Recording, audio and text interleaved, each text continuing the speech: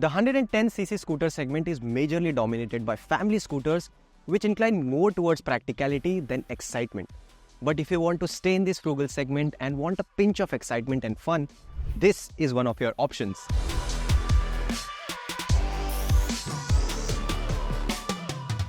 The Hero Xoom 110.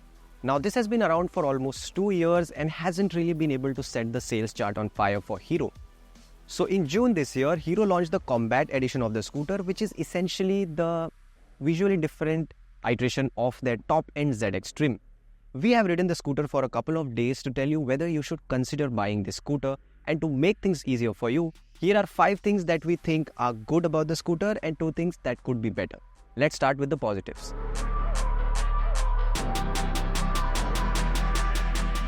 The design of the Xoom is undoubtedly its strongest trait. It looks youthful, sporty and funky. Whichever angle you look at it from, it appears proportionate and likable. The entire bodywork has sharp cuts and creases throughout, with the front apron and underseat panels being layered and edgy.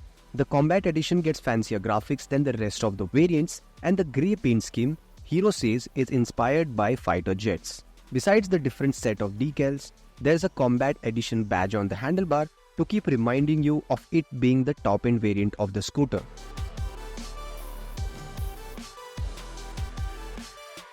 The Xoom might visually look compact, but it doesn't feel so when you're on the saddle and riding the scooter. The seat is quite spacious and your legs have enough room to not let the handlebar foul with your knees even if you're as tall as me at 5 feet 11 inches. Although while taking tight U-turns, this handlebar rubs against your knees, but that is acceptable for a scooter.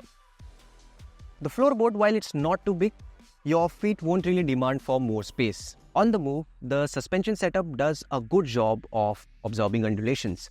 With smaller wheels and limited suspension travel, you will feel the sharpest of bumps and potholes. However, if you're riding at controlled pace and the imperfections aren't very extreme and sharp, this setup does a decent job of ironing out the dips and crests.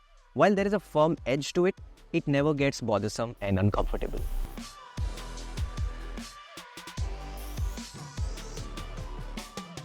The Xoom has the engine performance to match its sporty aesthetics. Its 110.9cc engine produces 8.05 bhp and 8.7 Newton meters. It feels quick off the line, and even the roll-on acceleration feels peppy, especially from 30 to 40 kmph of speeds, which makes it fun to ride in the city. The acceleration mellows down significantly beyond 60 kmph and it maxes out at around 85 to 88 kmph. What came as a pleasant surprise is the level of refinement and the lack of vibrations from this engine. Unlike the first iteration we rode last year, which was quite vibey, the latest model feels smooth and you can feel only minor buzz from 70 kmph onwards. Overall, it's a smooth and zippy engine. It is also fuel efficient as we extracted a mileage of slightly over 50 kmpl in our test. You can further increase it by actively using Hero's i3S technology, which automatically turns the engine off if you are idling it at a standstill for a few seconds. Turning it back on is just a matter of pulling in one of the brake levers and rolling on the accelerator. It should save you a few drops of petrol every time you come to a halt at a fuel pump or a traffic signal.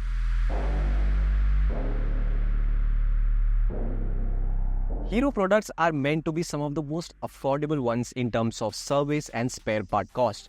And wherever you are located in India, it's highly likely that you will have at least one Hero service center within 5 to 10 km of your radius. Such is Hero's service reach. So with the Xoom, the ownership experience will certainly be easy and affordable.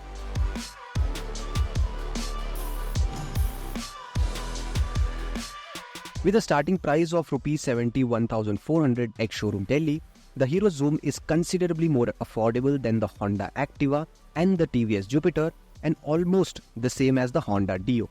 The entry-level NX variant gets steel wheels with drum brakes, the VX trim gets alloy wheels with drum brakes, and the top-end ZX trim, which costs Rs 80,000, gets a front disc brake. The Combat Edition demands additional 1,000 premium over the ZX variant for the special paint scheme.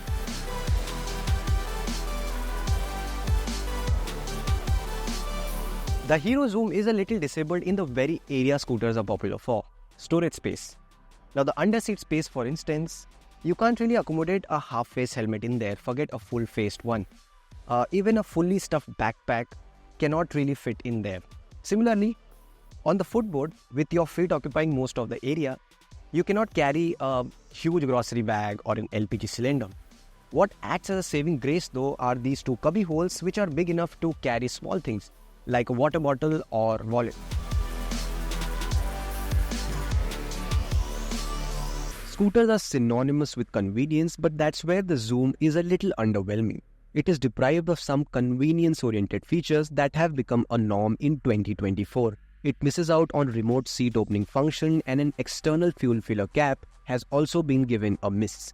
In this day and age, getting off the scooter and opening the seat to fuel up looks a little uncool. The addition of a parking brake would have also added to the convenience factor. What it does get though is a digital console with Bluetooth connectivity, which gives access to turn-by-turn navigation and call and SMS alerts. It also gets a USB charger, LED headlamp and tail lamp, and cornering lights that are more brag-worthy than useful.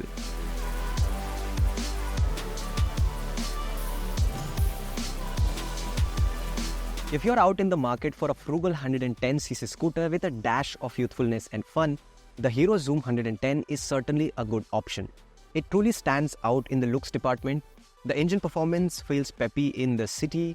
The stopping power is acceptable. It is comfortable in terms of seating, ergos and ride quality, and the handling is par for the course.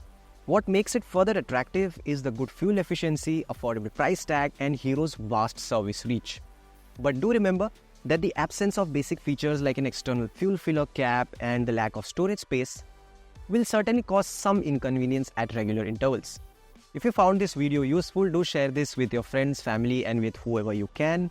And do like, share, and subscribe to our channel. This is Anuj signing off for now.